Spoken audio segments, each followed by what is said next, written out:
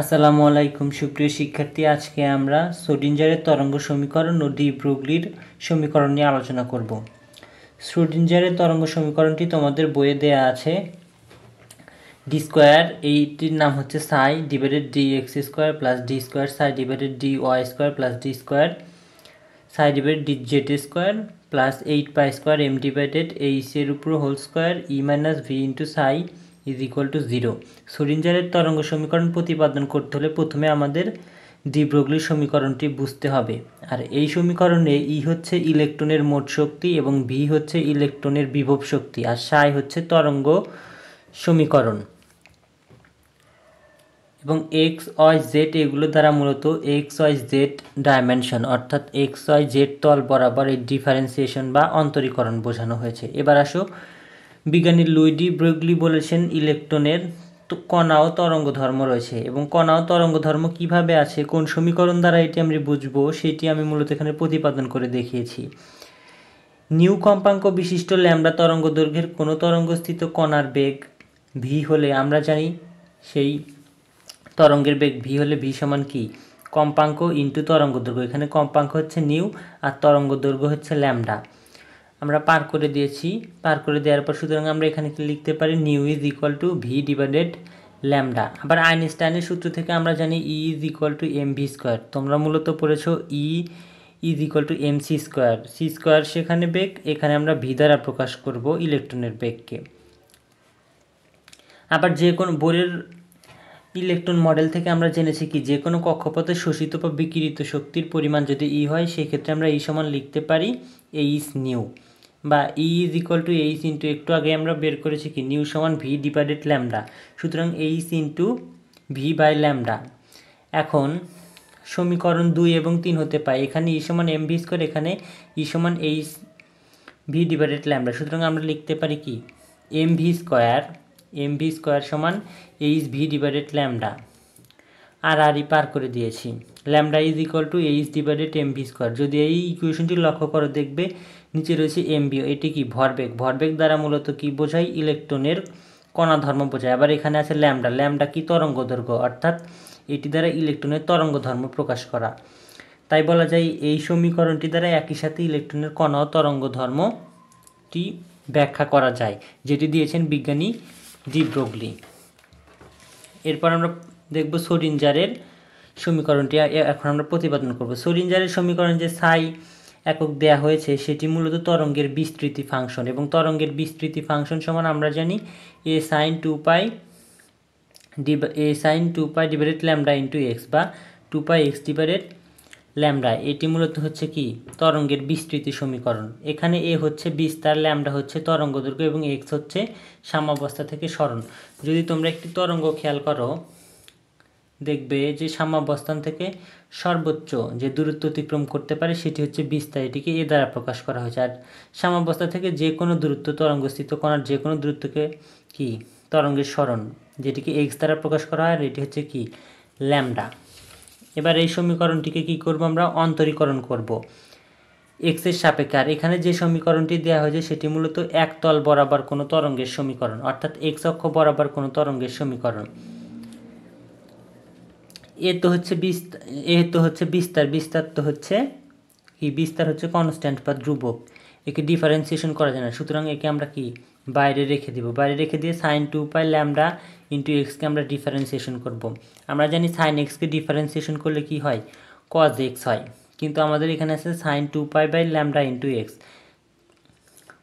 এখানে সরাসরি এক্স দেওয়া নাই, সুতরাং 2 পাই বাই ল্যামডা ইন্টু এক্সকে কী করবো, আমরা এক্স ধরে নিব। সাইন এক্সকে ডিফারেন্সিয়েশন করে যেহেতু কজ এক্স হয়, সুতরাং আমরা লিখতে পারি কি cause 2 pi X divided lambda. যেহেতু এক্স সমান আমরা 2 pi divided lambda into x ধরেছি, সুতরাং আমরা এখানে কি কজ এক্স না লিখে 2 পাই এক্স ডিভাইডেড ল্যামডা লিখব। যেহেতু এখানে এক্স ছিল না, এক্সের পরিবর্তে কী ছিল 2 পাই, এক্সের পরিবর্তে ছিল 2 pi x into divided 2 pi X divided lambda.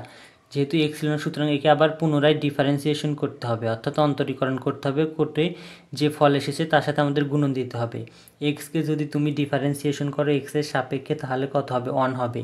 আর 1 দ্বারা 2 পাই ডিভাইডেড ল্যামডাকে গুণন দিলে কত হয়, একই হয়। ডিফারেন্সিয়েশনটি এটি যেহেতু কনস্ট্যান্ট পাই এবং ল্যামডা, সুতরাং এটিকে আমরা বাইরে রাখবো। বাইরে রেখে dx ইন্টু এক্স, ডিফারেন্সিয়েশন করলে কত হয় 1 আসে। আর 1 এর সাথে 2 পাই ল্যামডাকে গুণন দিলে কি হয় 2 পাই বাই ল্যামডাই হয়। এবার আমরা সাজে লিখব D Sai divided dx is equal two এই 2 পাই বাই ল্যামডা এর সাথে গুণন হবে a into 2 pi by divided lambda cos 2 pi X divided lambda. এই সমীকরণটিকে আমরা কি পুনরায় আবার ডিফারেন্সিয়েশন করব। আবার যখন ডিফারেন্সিয়েশন করব তখন হবে D square psi divided dx square. এবং এই ক্ষেত্রে কসকে যদি আমরা ডিফারেন্সিয়েশন করি সেই ক্ষেত্রে minus sine A 2 pi by lambda cos 2 pi by X divided ল্যামডাকে আবার ডিফারেন্সিয়েশন করব আমরা।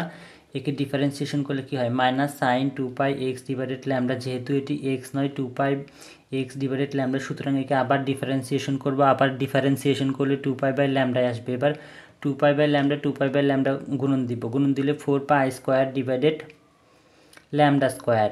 আর এই সাইনের সাথে চলে যাবে। এখন আমরা আগেই দেখেছি কি A sine 2 pi by X divided lambda সমান কি সাই, যেটি আমরা 1 নং সমীকরণে দেখেছি। Psi is equal to A sine 2 pi X divided lambda.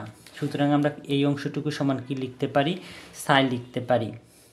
এবার এখানে যেহেতু মাইনাস আছে এই পাশে চলে আসলে কি হবে প্লাস হবে, যেটি আমরা সমীকরণ 2 দ্বারা প্রকাশ করব। এই অন্তরীকরণ অংশটুকু বুঝতে পারলে পরেরটুকু এমনিতেই বুঝতে পারবে। আমরা জানি ইলেকট্রনের মোট শক্তি তার গতিশক্তি ½ ভি স্কোয়ার প্লাস এখানে বড় হাতের ভি, এটি হচ্ছে বিভব শক্তি। গতিশক্তি প্লাস বিভব শক্তির সমান E is equal to ½ V square plus V. এখন ডি ব্রোগলি সমীকরণ হতে আমরা পাই কি lambda is equal to H divided M V পার করে দিয়েছি। এরপর উভয় পক্ষে বর্গ করে দিলে M square V square is equal to এইচের উপরে হোল স্কোয়ার ডিভাইডেড ল্যামডার উপরে স্কোয়ার। এখন উভয় পক্ষে হাফ দ্বারা গুণন করে দিয়েছি। হাফ দ্বারা গুণন করে দেওয়ার পর এখানে আবার উভয় পক্ষকে এম দ্বারা ভাগ করে দিয়েছি। তাহলে কি এই পাশে ½ ভি স্কোয়ার আসে আর এখানে এইচের উপরে whole square 2 lambda square divided M আসে। এখন 4 নংয়ের মান 3 নংয়ে বসিয়ে পাই, অর্থাৎ ই ইজ ইকুয়াল টু ½ ভি স্কোয়ারের জায়গায় ½ ভি স্কোয়ারের জায়গায় আমরা কি এই মানটি বসিয়ে দিব। তাহলে আমরা কি পাবো ই ইজ ইকুয়াল টু এইচের উপরে whole square divided 2 lambda square M plus V. এরপর ভি এই পাশে পার করে দিলে কি হবে এখানে পজিটিভ আছে এই পাশে মাইনাস হবে, ই মাইনাস ভি সমান এইচের উপরে whole square divided 2 lambda square M. এরপর পার করে নিয়েছি, এটি এই পাশে এনেছি, এটি এই পাশে এনেছি। এরপর এই পাশে 1 ডিভাইডেড ল্যামডা রেখে দিয়ে বাদ বাকিগুলো পার করে দিব। 2 এই পাশে নিচে আছে 2m, এখানে উপরে যাবে 2m, এইখানে উপরে আছে এইচের উপরে হোল স্কোয়ার, এখানে নিচে আসবে এইচের উপরে হোল স্কোয়ার, ই মাইনাস ভির সাথে কি গুণন হবে। এখন ভি এর মান 2 নংয়ে বসাই।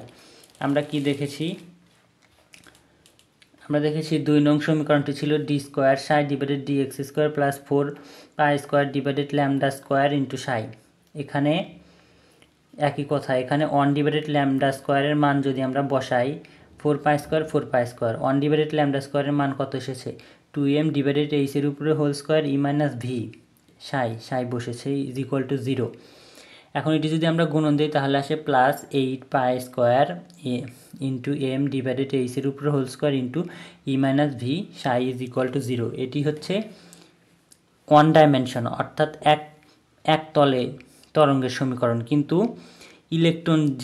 ইলেকট্রনের যে তরঙ্গ আকারে কল্পনা করা হয় সেটি মূলত ত্রিমাত্রিক জায়গায় অর্থাৎ XYZ ডাইমেনশনে চিন্তা করা হয়। যদি XYZ ত্রিমাত্রিক স্থানে তরঙ্গ সমীকরণটিকে কল্পনা করা হয় সেই ক্ষেত্রে এখানে শুধু আগে শুধু আমাদের এসেছিল D square psi divided DX square, এখানে শুধু আমাদের সব কিছু সেম থাকবে, নিচে শুধু ওই ওয়াই তল বরাবর ওয়াই সাপেক্ষে ডিফারেন্সিয়েশন করব সমীকরণ এবং জেড তল বরাবর জেডের সাপেক্ষে ডিফারেন্সিয়েশন করব তরঙ্গ সমীকরণটিতে, এবং এই যে পরের যে অংশটুকু এই অংশটুকু সেমই থাকবে।